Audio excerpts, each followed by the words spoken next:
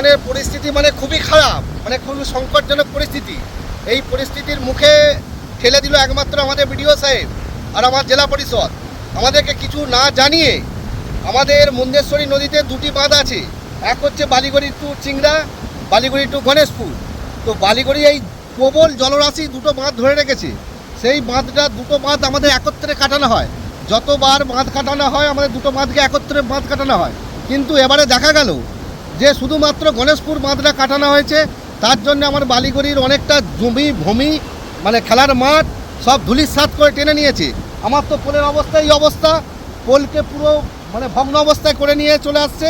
প্রচুর জলরাশি একত্রের দিক দিয়ে আসছে, আমার পোল পুরো ভেঙে গেছে আর মানুষের যাতায়াত তো বন্ধ হয়ে গেল। আমি বিডিও সাহেবের কাছে একটাই কৈফিয়ত নেব যে চিংড়া বাঁধটা কাটানো হলো না কেন, আর কেনই বা আমাদেরকে জানানো হলো না, ঘাট কর্তৃপক্ষকে জানানো হলো না কেন যে আজকে আমাদের বাঁধ কাটানো হবে।